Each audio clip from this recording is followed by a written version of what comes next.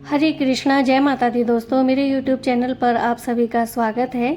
आज हम सुनेंगे योगिनी एकादशी व्रत कथा। एक बार धर्मराज युधिष्ठिर भगवान श्री कृष्ण से पूछने लगे, हे भगवान, मैंने ज्येष्ठ शुक्ल पक्ष की एकादशी के व्रत का महात्म्य सुना।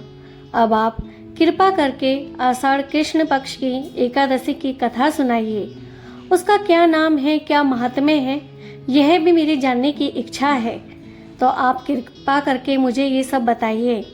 इस पर भगवान श्री कृष्ण कहने लगे कि हे राजन, आषाढ़ कृष्ण एकादशी का नाम योगिनी एकादशी है। इस व्रत से समस्त पाप नष्ट हो जाते हैं। यह इस लोक में भोग और परलोक में मुक्ति देने वाली है। यह तीनों लोकों में प्रसिद्ध है। आज मैं प्रेमवश होकर तुमको बताता हूँ। जो पुराणों में वर्णन है वही कथा तुम्हें सुनाता हूँ, सो ध्यान पूर्वक सुनो। स्वर्ग धाम की अलकापुरी नामक नगरी में कुबेर नाम का एक राजा रहता था। वह शिव भक्त था और प्रतिदिन भगवान शिव की पूजा अर्चना किया करता था। हेम नाम का एक माली पूजन के लिए उसके यहाँ फूल लाया करता था। हेम की विशालाक्षी नाम की एक सुंदर स्त्री थी। एक दिन वह मानसरोवर से पुष्प लेने गया तो वहां से नहीं आया।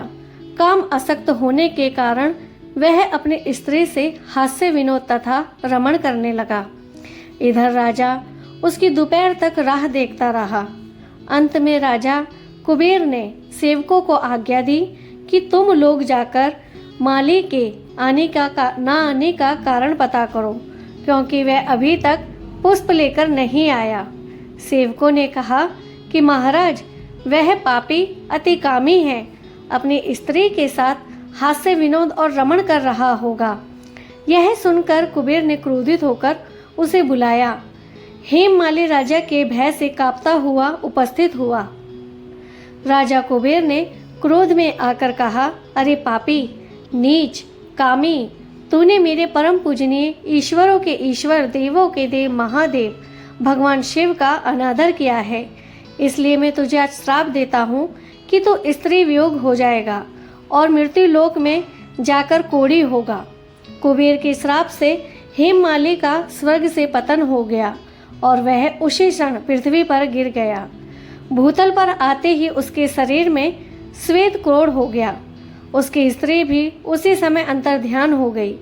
मृत्यु लोक में आकर माली ने महान दुख भोगे। भयानक जंगल में जाकर बिना अन्न और जल के भटकता रहा। रात्रि को निद्रा भी नहीं आती थी, परंतु भगवान शिव की पूजा के प्रभाव से उसको पिछले जन्मों की सब स्मृति का ज्ञान रहा।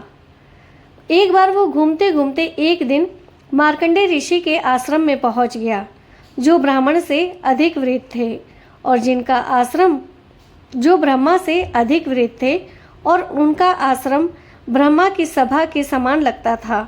हेममाली वहां जाकर उनके पैरों में पड़ गया। उसे देखकर मार्कंडेय ऋषि बोले, तुमने ऐसा कौन सा पाप किया है जिसके प्रभाव से यह हालत हो गई है। हेममाली ने सारा वृत्तांत कह सुनाया।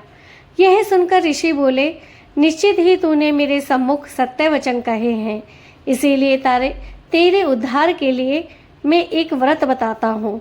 यदि तू आषाढ़ मास के कृष्ण पक्ष की योगिनी एकादशी नामक का विधि पूर्वक व्रत करेगा तो तेरे सारे पाप नष्ट हो जाएंगे।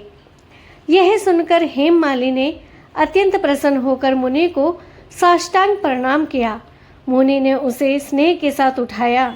हेममाली ने मुनि के कथन अनुसार विधि पूर्वक योगिनी एकादशी का व्रत किया। इस व्रत के प्रभाव से अपने पुराने स्वरूप में आकर वह अपनी स्त्री के साथ सुखपूर्वक स्वर्ग में रहने लगा। भगवान श्री कृष्ण कहते हैं कि हे राजन, यह योगिनी एकादशी का व्रत 88,000 ब्राह्मणों को भोजन कराने के बराबर का फल देता है। इस व्रत के समस्त पाप दूर हो जाते हैं और अंत में स्वर्ग को प्राप्त होता है। हरे कृष्णा, राधे राधे। दोस्तों, अगर आपको हमारी कथा पसंद आती है तो वीडियो को लाइक और ज़्यादा से ज़्यादा शेयर ज़रूर करें। मेरे चैनल को सब्सक्राइब करना ना भूलें। राधे राधे।